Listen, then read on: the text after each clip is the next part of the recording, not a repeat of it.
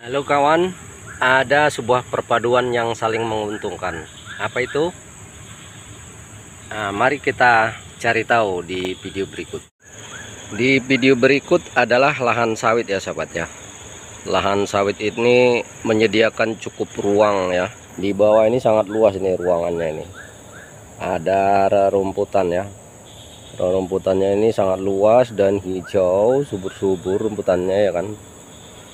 Nah, ini bisa kita padukan lahan sawit ini dengan beternak kambing ya. Jadi sama-sama menguntungkan, ternak kambingnya menguntungkan, sawitnya menguntungkan. Ada double keuntungan di situ. Apa itu? Pertama,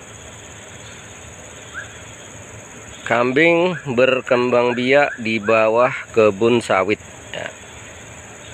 Yang kemudian kotoran hewan atau kohenya itu bisa dibuat untuk pupuk alami ya, atau pupuk organik kata orang modern, di bawahnya sini ditaruh. Nah, jadi dua keuntungan kalau kita beternak kambing di bawah lahan sawit. Katakanlah kita punya 2 hektar sawit ya sobat. 2 hektar sawit itu adalah luasnya 200 meter ya. 200 meter kali 200 atau berapa itu ya? Kalau 1 hektar itu 100 kali 100, 10.000 meter ya. Nah, kalau 1 hektar 100 kali 100. Oke. Hitung-hitungannya nanti aja lah. Yang penting kita bicarakan dulu kambingnya dan sawitnya ya.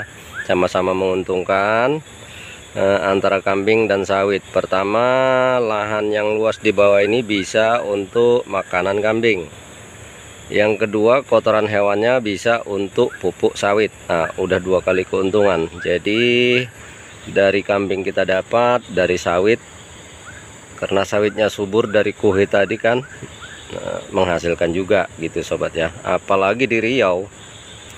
Jadi andai kata kita punya 200 ekor kambing dalam 2 hektar, itu masih lapang itu sobatnya. Lahannya itu masih lapang. Setiap hari taruh di situ dia tetap akan berkembang ya. Mulanya 1, lalu 3, lalu 8 gitu. Perkembangan kambing ini cepat sobat. Karena saya udah mengalami sendiri, dan ini emang kambing kita ya. Banyak ini, ada 18 ekor ini dalam waktu 2 tahun berkembang dia.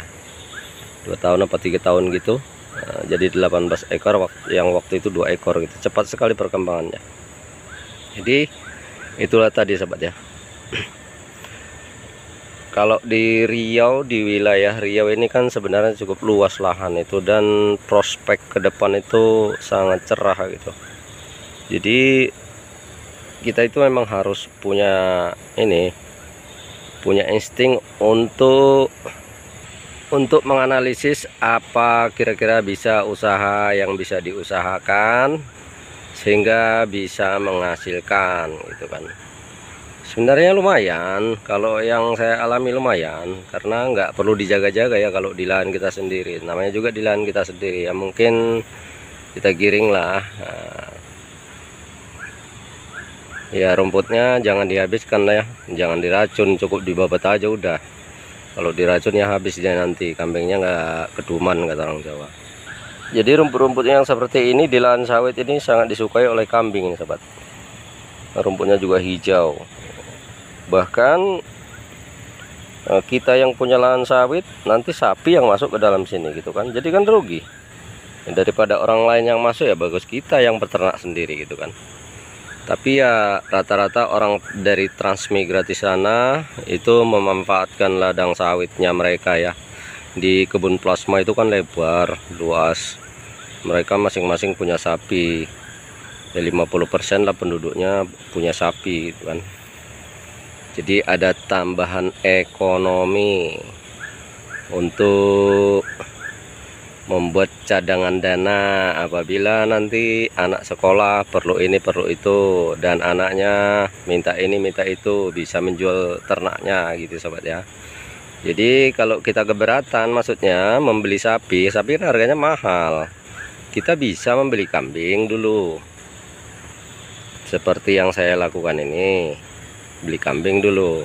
Saya juga baru-baru ini sobat ya, atas inisiatif teman ya, ide-ide teman itu disarankan ke kita, coba awak beli kambing aja dulu, kalau sapi kan terlalu mahal harganya, kalau kambing kan enggak, nanti kalau udah banyak baru ditukar sama sapi gitu. Jadi saya ikuti, ternyata kambing pun cepat beranak pinak ya. Saya lebih suka kambing, nggak sulit jaganya gitu sobat, nggak panjang kakinya, maksudnya nggak jauh langkahnya gitu. Kalau penduduk transmigrasi itu rata-rata punya sapi semua, atau setidaknya 50% lah dari penduduknya itu kan. Jadi mereka itu kehidupannya agak lumayan makmur dibanding orang-orang kampung di sini. Kadang-kadang ya mereka juga nggak terpikirkan ya soal ini, soal yang mudah. Cuman ya kadang-kadang kita harus agak ekstra hati-hati ya, karena juga maling juga ada. Bukan soal penyakit aja, kalau penyakit itu kurasa masih bisa diatasi. Kalau maling emang agak sulit, karena dia itu yang ngintip kita, bukan kita yang ngintip kita sobat ya.